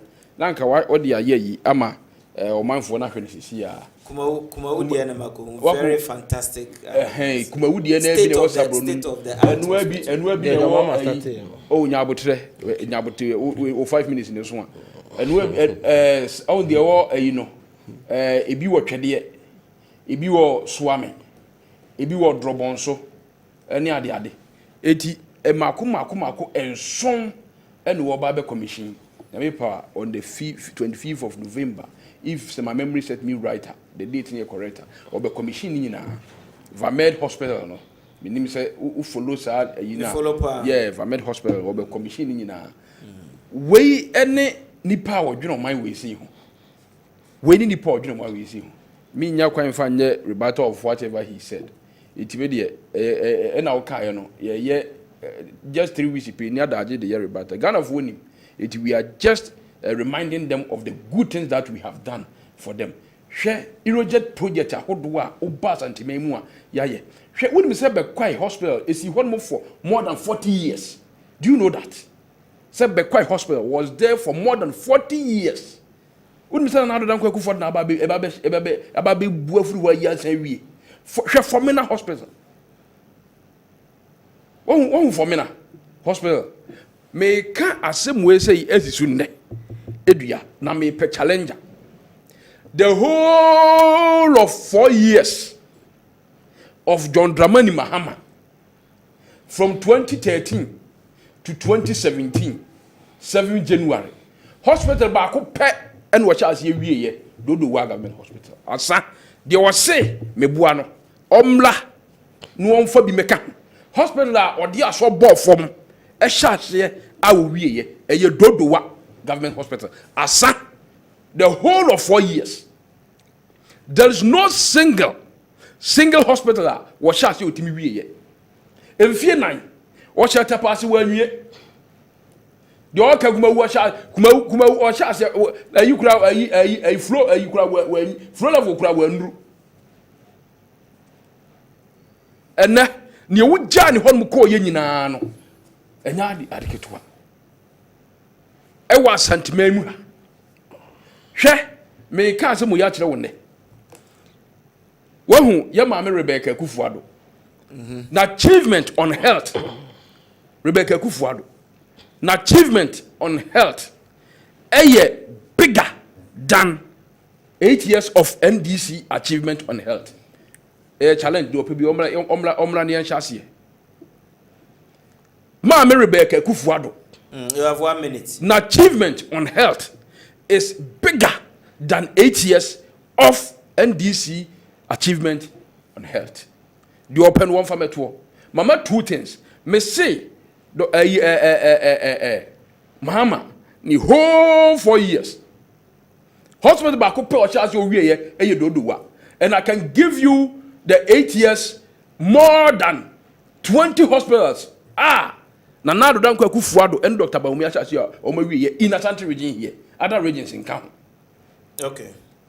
And I'm say Mame Rebecca Kufuado.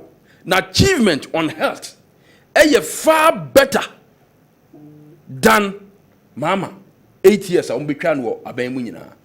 We any idea make ho ase. Okay. We any idea ye dey ma Asantema ye hunu.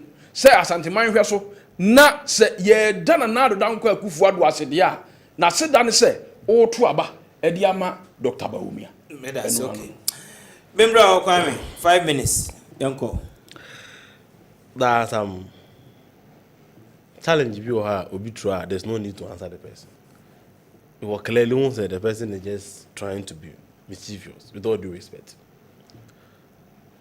Me Lordina Mahama or to opposition. Maternity was mame no AC editor communities. Yente so na mosresi discuss te said there. Na Kufuado yere be go me kra me tell kra me go donate bi. Ye nyina de sika ekosi ye no. Say lawyer out here now wa nkasa wa order beto say Kessben open so ya de no obi a discuss bro na de akoya maternity ward e wo confanoche ene obi a otu opposition a o use the foundation edc na no omko bie ba kwa no wo bodom na o hwe structure ne ne ada this in opposition o mame Lordina enti mame Lordina kra no na dan kwa Kufuado yere enti me ne nyina ho in terms of impact on the health sector. Even in opposition, and near my mammy na ye, Mame Lordina Mahama, maternity was a OC, best a old donati, and then near my mammy na ye through the foundation, you know. No, not the Kufuado, here, Mame Rebecca Kufuado. Oh, he will not come even 5% of what on net, not to talk of the whole government. And that's the COVID-19 by a chimo, and your Bank of Ghana hospital, Yadum go to your COVID-19 by a chemo. University of Ghana Hospital na in Ghana. Fefe we are seeing in the way abasono. Mo na see. And sometimes there are some komobi or so be sure you don't waste your time to answer because yes I know how. Still in Ashanti region here.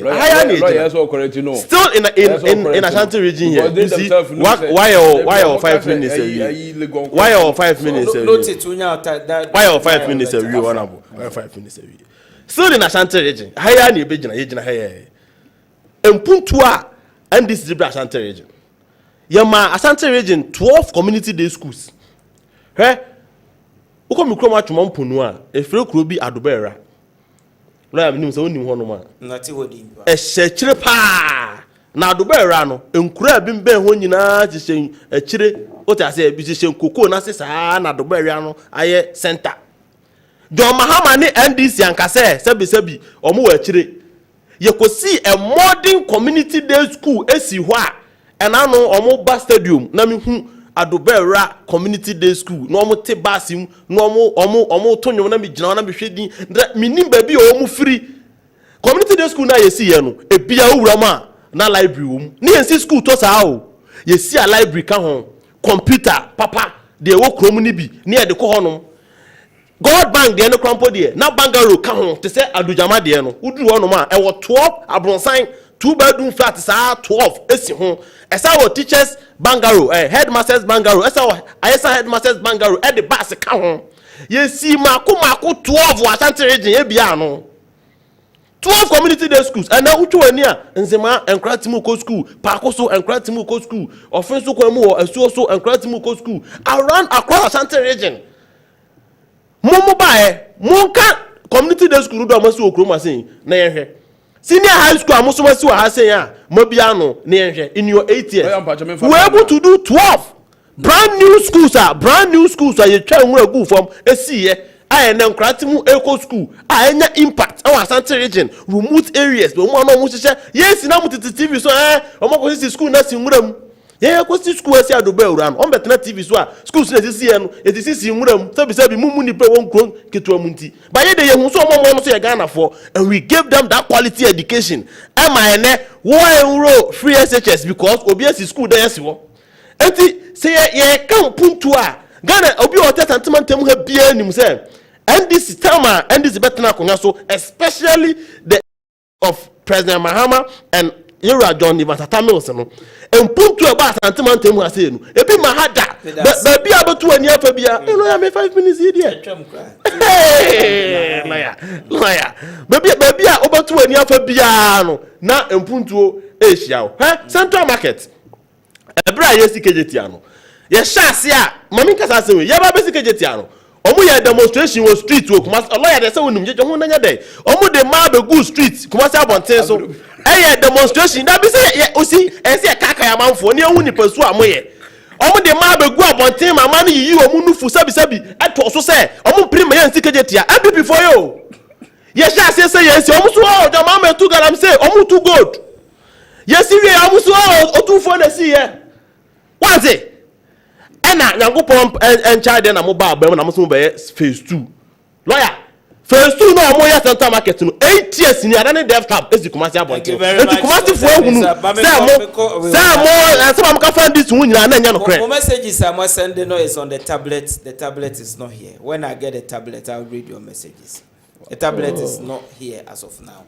Punch and I will share our Kessben television. We are also live on Facebook. We are also live on YouTube. Okay, and you bring yet to adjoin Ghana. Yeah, election year 2024 come December 7, which is so close. Yeah, political campaign and messages are political parties, you know, at the call round. And you bring Honorable Thomas Owusu Ansa, who is for North Southeast DCE, will have for the New Patriotic Party. Patrick Kwame Etua, Ashanti Regional Director, Students First, NDC. He speaks for the NDC. And we are talking Ghana, we are thinking Ghana. And send a medical akano. And then my Chief Justice knows. My Empire Namitona. Or fire or servos so that you can have just okay. Maybe I was here. Maybe I was there. Pesa time no. Tama makes it easier for me to monitor with. Okay, so the tablets, no Abba. So yes, okay. I will endeavor to read some messages. And then I'll come to Honorable and then we continue. Let me see. Okay. So, Ombenya Fanalek, but before that, let me read some messages. Okay. Lord, thank you for the good job. What I have seen from the NDC is that they don't learn. So, they are always angry or say from Achian's sense as this message.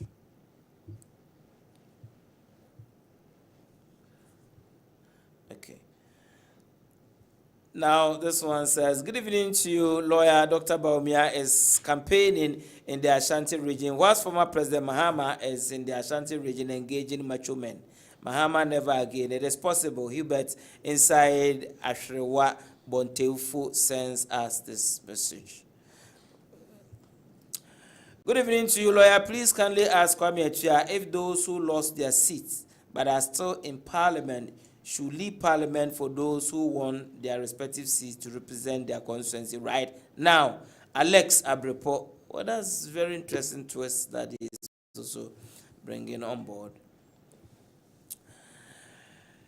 Teacher Kujotepanyina Ususu says the two most significant social intervention policies in Ghana were introduced and implemented by the MPP. The NHIS was implemented under NPP during President Kufuor's administration, and the free SHS was introduced under the current Nanado's administration.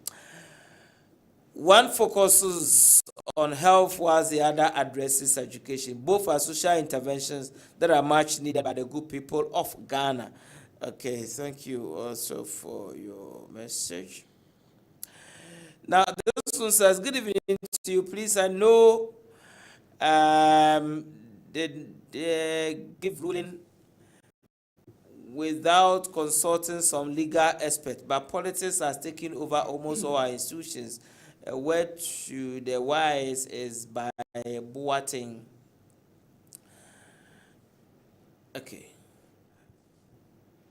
Now, this one says, okay, good evening to you, lawyer. The NDC man is throwing that into Ghanaians' eyes because they don't have any policy or vision for us. They always think about their stomach in the sense that they are against free SHS, Ghana card, etc. PP all the way. We got all things are possible to break the 8. Please add your name, makes it easier for us.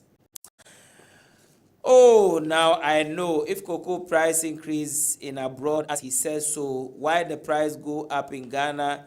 You the same people talking about everything go higher in Ghana, but the cocoa price also higher in abroad. My younger brother in NDC elsewhere is had not Ghana alone. My name is Joe from Mankesim. Okay.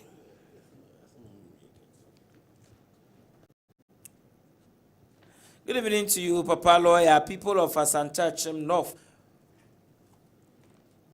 will be voting for Baumia and Ohene Kwame Frimpong by Obuoba Kelly Bobo at Obuoba Kelly Bobo fashion agogo. Okay.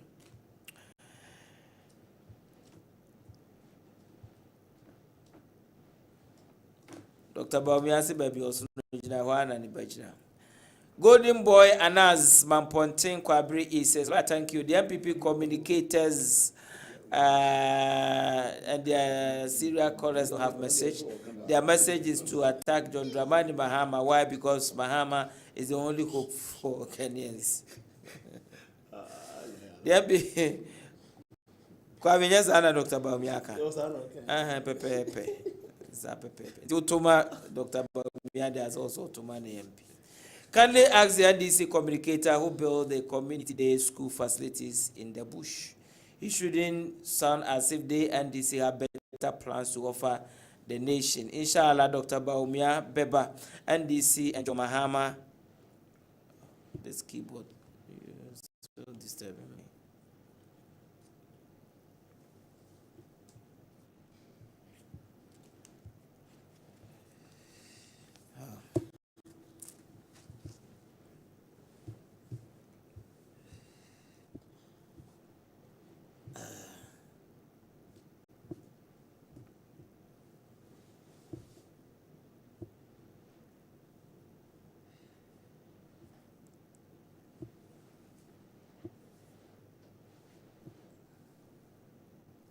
Okay, I'll come back if there's time to read some of the messages. At least 2 minutes would have done, so that I would have shared it.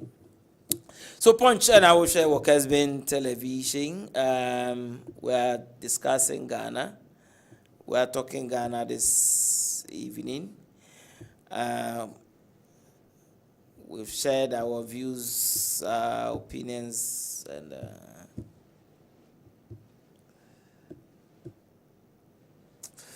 okay, so Bianco Honorable, as almost 9. Please don't call me. I cannot pick your call. It's 9:49. So let's go. We can do 4 minutes. We can do 4 minutes. We'll do 4 minutes. I use 1 minute to sign off. Lawyer, you know something? Bianco. We are not working. I am a Serekeke, but I say my cousin me. I don't want to do rebuttals in Tino.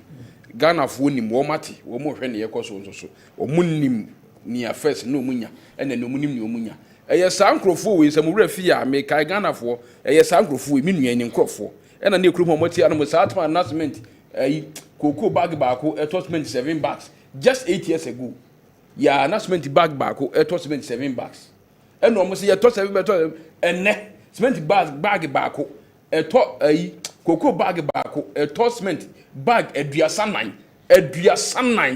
ɛno ho asɛm ɛna wɔntimi nkyerɛ mu a wɔnhunu kanti maka ama no madaroma saa na ɛteɛ deɛ aka no ɛnie meba Asante region mepa akyɛw wadaroma school a President Kufuado abesi ɛde ama yɛn ɛni local government university ɛwɔ akomadan wo a wohunu yɛ kɔkɔhwɛ wadaroma enti ɛna Obuase KNUST campus ɛwɔ Obuase Before I talk, no, I was there. Go and see the phase 2. If you don't know, I'm telling you. I've been there phase 2. Go and see. And now, KSTU, Satellite Campus, we can say, ya kokore. And also so, who has no. Now, we are Asante Mai and Yema, na Danko Kufuado, Ayama, Ibina Mebebu, Swatch them. Kumase International Airport, phase 2 and 3. We into obi abetimi akwa Kwadaso Model Creative Arts Senior High School yawie John Ajekum Kofuo Model Senior High School yawie Jache Bosomtwe Girls Senior High School yawie construction of we say cry then construction of 15 warehouses in Asante region Hanamo Oba Meme district wa Edijama ebisi wo so when mama kayo o pabla me do be ko aprobo no akwa hwebi construction of 6 business and resource centers adwama ibisi o mankra so ibisi wo wonimu a me ka kiro kono ngwe bi wo hon kawe efigase mankra so ni nyina me bobo kiro so that obetimi akọ no for or research adia ba ko eso say hunu ni say Asante region the biggest integrated waste and recycle plant e wo Asante region hanom e ne ba bi si hase eno so me ka kiro nti say opese wo hwe a obetuma akwa completion of Otumfo 82 estate at Askware Mampo affordable housing no ye wi amanfo acha setete ho wonya we mabo amane revival of Anglo Gold Ashanti ye wi Kufo na chase estate no anya Askware Mampo different from Otumfo Askware Mampo de na make affordable housing asa na make Kufo na chase wo be na mba abandan ya ba be wie enani party ho me madwuma wo ho Medwo ho ntina meka ho asem kire ya wie eti se unimu a eno so no ho asem eno no akwan wa asantema mu de bebrebe kwa ohwa tag tu awon agents kwan ya na yebegu asphalt valley no de eto ho no so for line mu ja eto ho mba ye man kwa ho bi ya ye ama sese bibia aye kama ama obi ehunu ahodwo daban road mu ja eto ho obi a enim se mu ana mba na moye tafo town roads ya ye pankro no ya ye krofro ya ye mosi zongo da ban mampon inner road boko mampon ache ho kokko mampon everywhere is black ya ye ni nyina black and white mampon so woni mu a ene na me ka kiro afigase to agona wafa ho nanse ene kokko hwe bra na wo ya hwera de ya wie konanse wo furo ma kwa adwiratia aboabutu adwiratia ho kokko hwe ankase won kokko hwe be kwai inner city roads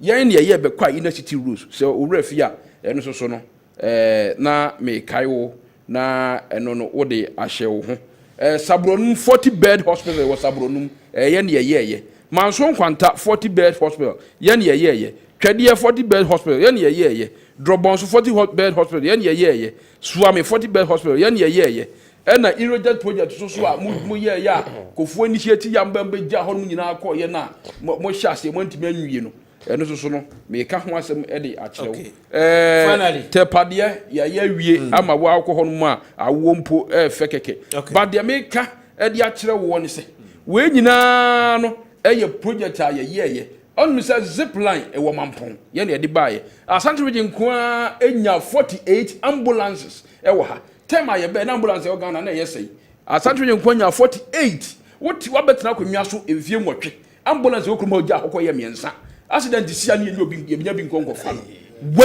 we na so ambulance won beto adi drip won beto adi free SHS won betwam eti se mo pese ye mo ho ban pa dia masa ene emia 1 wo pese ye mo ho ban ye emia 1 mesra wo hafa no southeast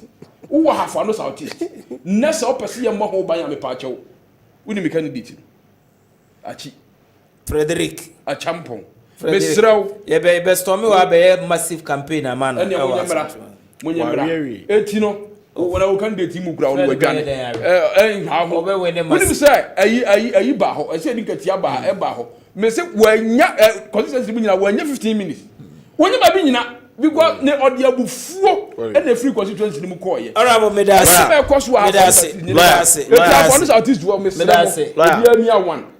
As we speak, opposite is so easy send this beja ayen ho. Fredachi. No. Oh, the whole Kessben. No, I don't expect you. Me, I have been in the constituency. Fredachi. Constituency no. Me, makwada off for more than 4 days. Fredachi ampo asem na okano achi. Southeast wo. International achi. Onya match bako. International achi. Na ye, obi a wo power. O de main cancel. O candidate. Na bi tete. Ya call hono.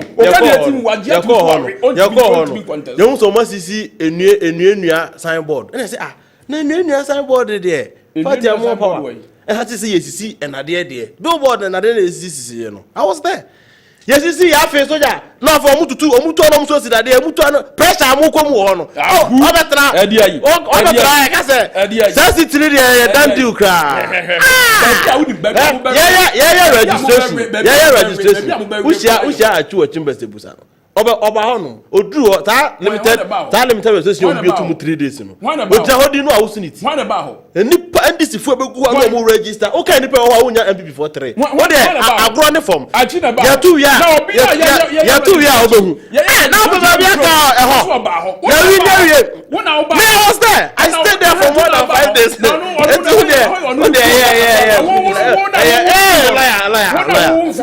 Me pa cho. What Mr. was it I come 2 minutes. Unim about to hear about you. My main for 2 minutes in address first time voters. Omo to abada na afi number beto aba. Free SHS for. Worry o say. Free SHS. Na say you obia na. Na be ado free SHS. Lawyer. Omo be na na do ase o. Worry school. Omo be na na do ase. Worry school. Obi akọ free SHS. Worry school no. Beto aba. Enema mienu na si wani so. Wanya. Ida say wa pass a opese wo ko university training college nursing training any ade ana say bia bibinti wanya pipesi ni bi na wo pa adwuma aye asade akoto aso se uyo obi a wa pass a afe na opese wo ko university training college na ade a abana akọ opportunity emiye NDC ne president Mahama say admission fee a wo de ko nursing training yafa teacher training yafa technical university yafa main university yafa enti school na o dwene ho eye adwuma esebu ska de akono NDC ne president Mahama no ho say o ma be ko school ni free oh senior do ye enye fe because time akasa me yedin enti wo ye obi afi na okoto aba wo ye first time voter wo wie school na say uko obi a wo pese wo ko anim pese wo ko school a se see school no de SGS na wo wie diaka wo wanim ne yeden so obeko nursing training so obeko teacher training so obeko university so obeko technical university enu na NDC say so wo rather come na wo to maya ne ye ba admission fee na wo de beko wanim abeye nipa no ko SS no wi a yentimi fanya hwe okrom a de mo abeye police de mo ababeye soldier de mo ababeye ye fene say daachi no abeye nipa university na ababeko no eho na aka enu so na NDC say wo admission fee no ye ba befa afisa wo ye obi a uyo obi afena ososo ebia eyi na wo tro no ebia nko yie tu pesa wo ye adwuma na utimi de boabo eska no a the 24-hour economy eno so ye hihya ya NDC de ba ye be ma companies ni industries aye adwuma anajo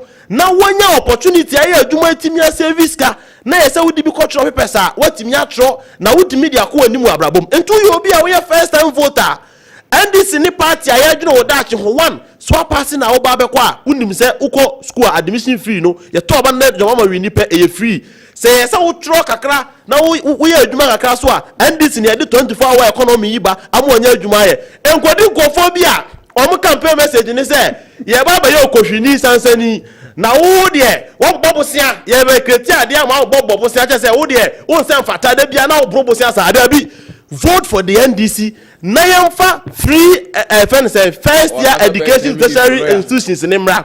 Na yɛmfa 24-hour economy Emra. Na nso nya adwumanya. Na nso untimi enko anim. That will time the aso. Time the aso. Lawyer, wouldn't say man to Jama fine. Wouldn't say and this na year offensive township nyina. Offensive corner bonte tepa corner bonte nyina. Offensive feature and this na good nyina. No say and this na good offensive. Today no. Gentlemen. Okay. Okay, you guys, your microphones are off. Me, I'm happy to say Ofa Accra Road. Oh, say bypass. Massive one. And I'm from Accra. Oh, I back we know since the challenge lawyer. Massive. Lawyer. Ghana is lawyer. No, me, and a special day for just say Fripon Kodria. Yeah, today is his birthday, so wish him all the best. But and na me name say one ye nyina ye re. Oba Faustina Champon. Ena ni picture down. Yes, Royal Mayor, Kumasi Mayor, Honorable Sampa and the wife, Faustina Achampo, and the Fausti, the birthday, so special birthday. And there was already our arranging for some special sitting for members of OAT. Okay, in fact, and Justin Kodria, that is JFK for you. General Secretary of the New Patriotic Party. Yes, lawyer. Yes.